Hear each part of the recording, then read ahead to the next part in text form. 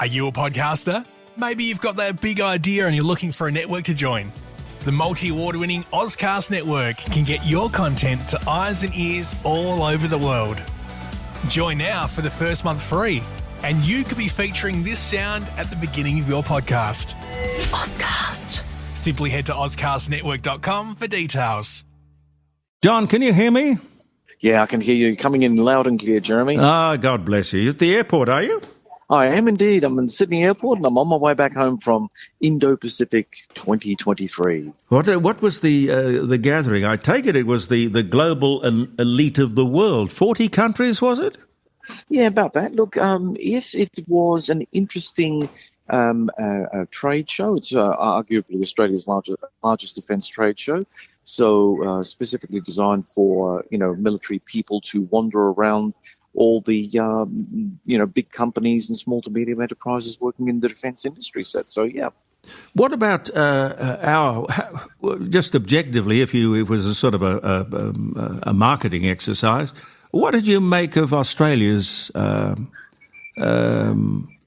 exhibition or a demonstration of what we have on the table? Well, look, we were associated with the Defence SA stand, and I have to say they put on a very professional stand indeed. The rest of the stands that were there, well, we had, the usual suspects. Oh, sorry about that.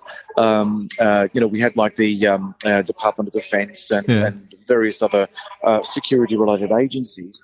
But in order for defence industry to really gain from these kind of issues, there is one glaring problem, and that is what is the government doing to actually mean what it says in terms of defence acquisition.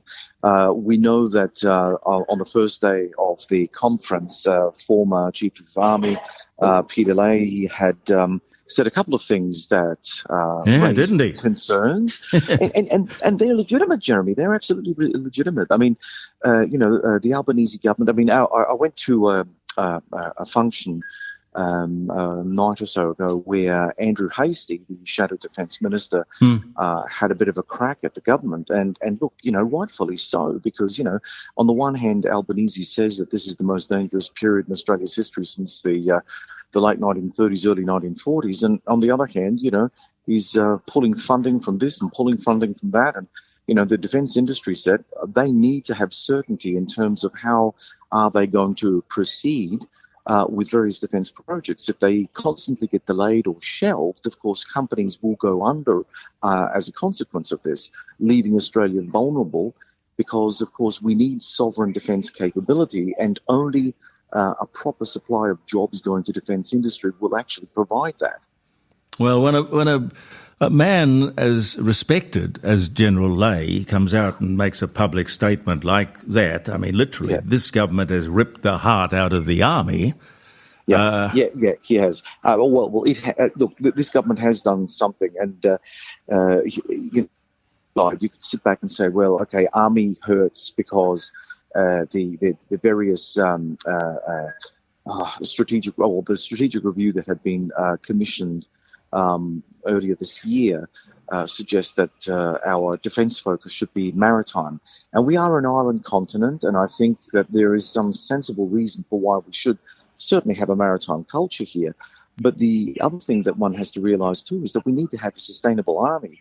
And so on the one side, they're wanting to cut the guts out of the army to help fund naval expansion. But you can't have it both ways, because if you can't ship your soldiers around continental Australia with armoured vehicles to protect them against live fire and stuff like that, you're creating a vulnerability where there should be no vulnerability in the 21st century. We just look at the Russia-Ukraine war, the Israel-Hamas war. You need to have armoured vehicles, but it is what it is, Jeremy. It is what it is. It's politics. I know, but when we have a system of government such as the one we have, where you end up with ministers in charge of portfolios with absolutely no experience in that area whatsoever, and I haven't looked into the Minister for the Army or the Minister for Defence just to check what they were doing before politics, but I would suggest that if you've got people like Lieutenant General Lay, talking to you with his 37 years of experience, you'd sit down and bloody well listen to him. Yes, well, just I mean, like you the wouldn't go midnight on. oil. Yeah, well, you wouldn't go on in your merry way making decisions that were not based on real knowledge. Well, look, the thing is that what we need to do is we need to make sure that we have a proper strategy in this country. And even though there was a strategic review done by Angus Houston and, forget the other guy. Stephen Smith, the former Defence Minister Stephen Smith. Yeah. This particular defence review was not strategic in its focus. You know, it was talking about shuffling around the various services to meet the objective, the long-term objective of having a bigger and more sustainable naval fleet. Yep. And as I said, that's fine, but you need to make sure that all three services are ticking off on that sort of policy, because if you leave one of the services far poorer, that means, you know, in the case that we're seeing right now, Army is going to have problems. If you wanted to cut Air Force back, you know, in order to fund another ship or two, that's going to have problems for the Air Force. So all of these things have flow-on effects, and you need to have all three services basically come together as a single strategic entity and say, well, okay, what is for the betterment of Australia? How are we going to best implement whatever it is that the government of the day wants as its strategic platform? But Jeremy, here's the problem. Australia is not a strategic country. We're very good at tactical stuff, small-scale stuff in the military, but we're not really good at thinking big picture. And that's where countries like China, Russia, various other countries outstrip us, because they have these, 5-10-year programs. They think about the future. They allocate resources in what you would consider a responsible way if they wanted to actually expand their military and security capabilities. We're just not in that ballpark. We're just not in that ballpark.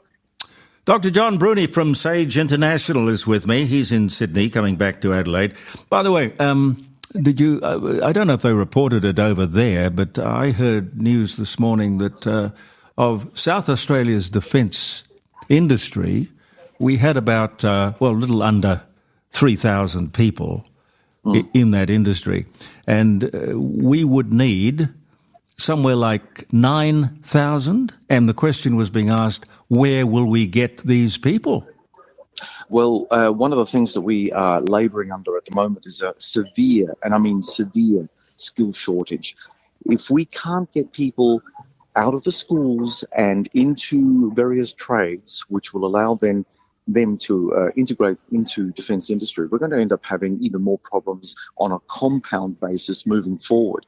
Now, some people would say, well, we need a bigger population.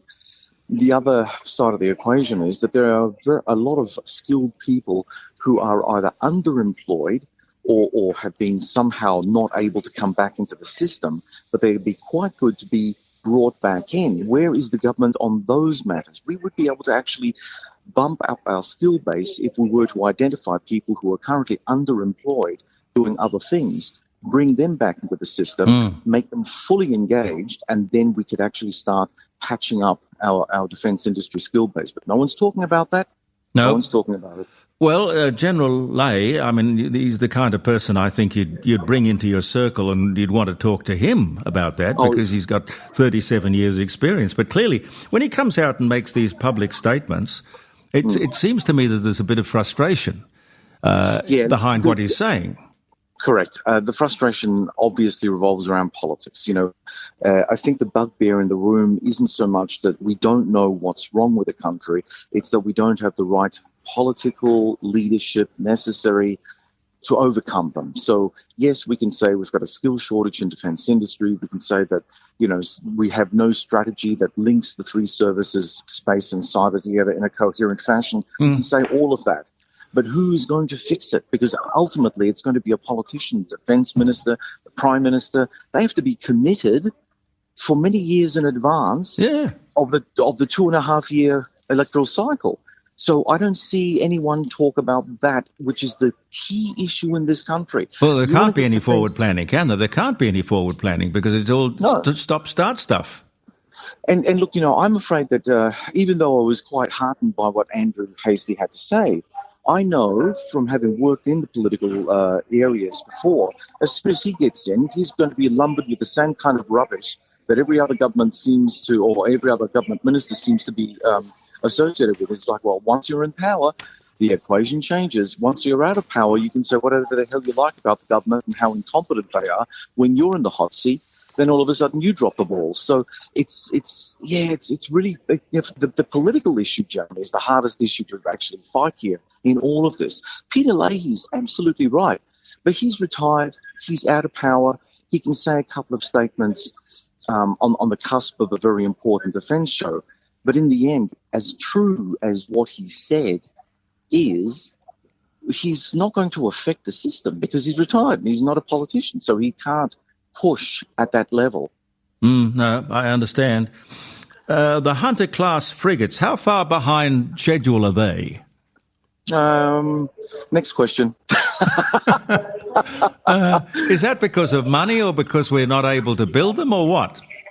Look, I think that there are a lot of bureaucratic issues that are behind the scenes not helping matters much. I think some of the issues we've already touched on, skills shortage being one of them. I mean, if you want to expand your fleet, you're going to have a skilled workforce out there doing it. I just don't think that we have the manpower necessary to expand the Hunter-class frigate fleet out the way that we, have our ambitions going. But nonetheless, it will be done. It's just going to be slightly delayed, probably by a few years, I would imagine. What should our fleet, our surface fleet, a lot of talk about the submarines, of course, but what should our surface fleet be, and how many of them should we be making? Well, see, okay, let's try to break this down, because there's the crewed or the manned part of the fleet, and now, as Indo-Pacific showed very clearly, most of the displays out there, it's all about remote data fusion and drones. So you can do a lot of stuff with unmanned vehicles and vessels. I mean, there was one particular technology which was really quite amazing. It looked like a big sail jutting out from an ordinary yacht if you looked at it from a distance. But actually it was a solar-powered, long-ranged, remote vessel that could operate, in Australia's north, and operate as a chain of such vessels to cover off on, say, illegal immigration, or, illicit marine smuggling and all that kind of stuff. So, I mean, we are getting better at the technology level to allow us to have a smaller manpower base. But there is a critical turning point in all of this, because ultimately you still need to have the manpower necessary to drive these systems. So if you cut too close to the bone, then you end up having problems anyway. So we will never really be able to get over the major issue, which is personnel for the uniformed services. And then we have the other issue, and that is the skills shortage. So we need to fix those two things before we even can start talking about national sovereign capability or strategy or any of the highbrow stuff. We have to fix the base. Well, why don't we maybe reprioritize the money that we've got? I mean, if you look at what the NDIS is costing, and the disability support pension, and the money that goes off to Aboriginal causes, some 40 billion. I mean, to put all of this together, if we can't defend our country, there's not really much point in having all of these, nice little socialist trimmings and things that are close to their heart. I mean, the government's heart. Yeah, look, I agree. I think that we're a very rich country, but we misdirect our resources chronically. And I think that speaks to a glaring incompetence in our federal leadership, and even sometimes in the state. Depends on how much of a lead they're taking in various defence matters. But, we don't have a perfect structure, and our politics is very difficult. It's just a difficult environment. And people talk a lot, they promise a lot, but they hardly ever deliver, which means that the men and women in uniform are always going to be at the, cop the rough end of the stick, because they're going to have to do more with less. And we're at the point now that we can't do any more with less, because we already have less, and the robots aren't coming quick enough. So we've got a lot of systems that still need manning, and even the remote systems have to have a human in the loop. So if you don't have the skilled people necessary to fly or sail a drone, you're stuffed. Well, I tell you, John, be careful of the word manned. Because the military... People? Crude. Staffed? The military's contribution to wokeness. Wednesday, I reported a little while back, they announced that planes would no longer be unmanned, but they would be uncrewed. All right, Jeremy. I'm old school. I like my English language as I understood it growing up. Me too. Yeah. Every once in a while, a government will want an inquiry, and I don't know what these inquiries cost, but I would think a lot of money.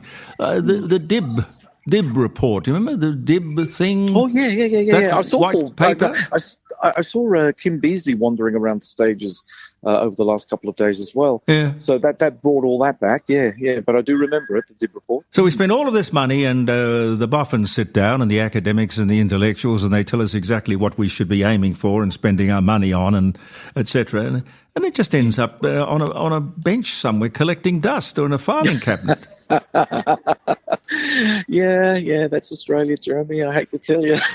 Well, what do you make of the Middle East? Is that I heard this morning that they're going to have a 4-hour cessation of hostilities every day to allow Palestinians to head south or get over the border and into Egypt. Yeah, look, I think that at the moment that is an abject disaster. I think that trying to have these 4-hour intervals, as noble as it all sounds, that's 4 hours. You're in a hot shooting war. Things are blowing up left, right, and centre. I don't know whether that provides enough of a window to either provide humanitarian relief on a sustained basis or get people to safety, because a lot of people. It's been really interesting observing the commentary since the war started, and I don't want to be the one sitting on the fence, but I like to look at both sides of the story. Being an analyst, you have to do this kind of thing. But look, the way that the Israelis are prosecuting their war against Hamas, as efficient and effective as that may be for Israeli national security purposes, it is not efficient and not effective for Palestinians caught up in the fighting, on the backside of the fighting. Now, if the Israelis and Hamas were out in the middle of an open field and they were, having tilts at each other, that's one thing. But you're talking about a very densely populated urban set that's been quite smashed to pieces right now. Roads are blown up and buildings have come down across roads. Trying to get people up and out, whether it's to evacuate out of Gaza or to get humanitarian supplies into Gaza, is going to be, dare I say, problematic to say the least. Do you get the feeling that there's any exit strategy on the part of the Israelis? What are they going to do when they've done the job? How long are they going to stay there? Who's going to, I don't know, who's going to repair the place? Who's going to rebuild it? I wonder if anyone's thought about any of this.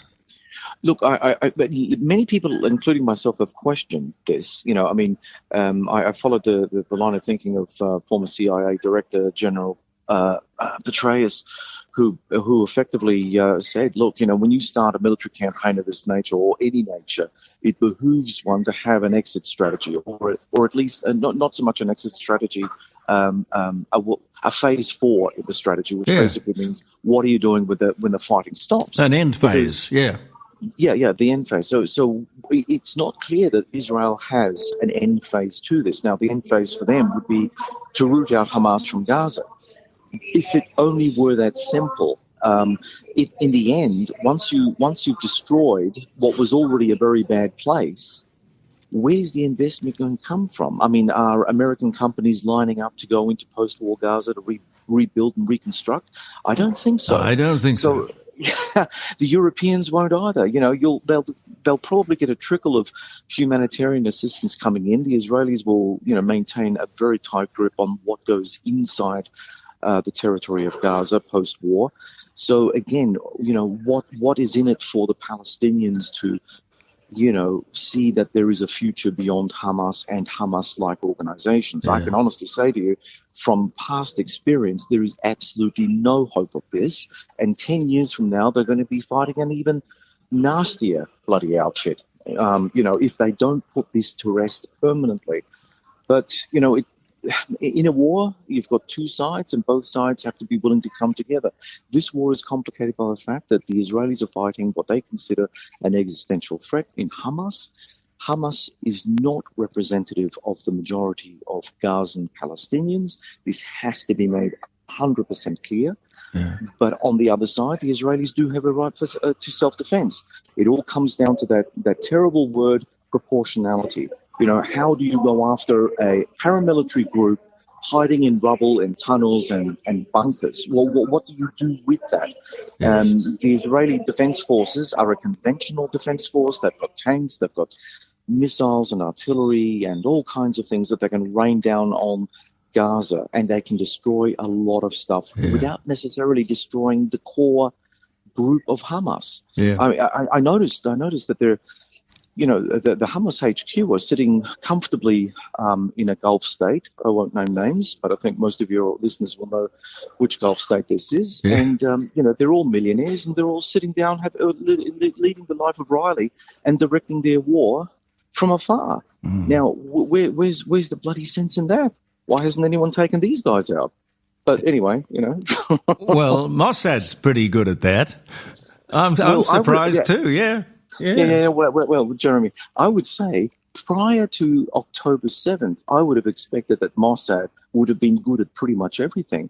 But considering the fact that Hamas managed to invade southern Israel in such an egregious manner, in so many numbers, someone within the Israeli body politic or security services were asleep at the wheel, right? Yes. So right now, I don't have a great deal of confidence that Mossad or Shin Bet or any of the Israeli intelligence services have the capacities that were legendary when I was growing up. You looked at the Israeli intelligence services and you read their adventurous daring do's in various parts of the world, and you think, wow, they're pretty efficient. They're scary. Well, they must have been really efficient, because with pinpoint accuracy, they know the buildings that Hamas's head office, or this building here does such and such, and this building does so and so. So their intelligence is certainly very good, but on that particular day, it was very bad. It was, you only have to have one really, really bad day. And the 7th of October was a catastrophic day for Israeli intelligence. Is it a coincidence that we haven't heard of any Israeli casualties? I mean, I know they put a figure of 10,000 or something on all the casualties, but the Israeli forces have gone in there, and so far no comment has been made as to how many men they've lost. Well, the Israeli spokespeople have kept on saying that the casualties that the Western media are getting are coming from the Hamas-controlled Gazan Ministry of Health. And that may very well be true, because, as your listeners will know, Hamas is not just a militant group, but it also has the capacity to take care of government, the idea of governance. They look after the health and welfare of average Gazans, or at least that's their mandate. So basically, but the Israelis themselves, they will get hold of some figures. They will have their own figures, but it's also in their interest not to support the figures that are coming out of the Gazan Ministry of Health, because that's why it's all right. Don't worry about the music. Sorry, they keep on pointing to Hamas, saying that we're at war with Hamas. Don't believe in these figures. But obviously, anyone on the ground, any journalist on the ground, taking shots of the levels of destruction that have been taking place, you must think that they've already taken out a few thousand non-combatant Palestinians. All right, dear boy, have a safe trip home. Thank you very much, Jeremy. It's always a pleasure. Dr. John Bruni. Are you a podcaster? Maybe you've got that big idea and you're looking for a network to join. The multi-award-winning Ozcast Network can get your content to eyes and ears all over the world. Join now for the first month free, and you could be featuring this sound at the beginning of your podcast. Ozcast. Simply head to ozcastnetwork.com for details.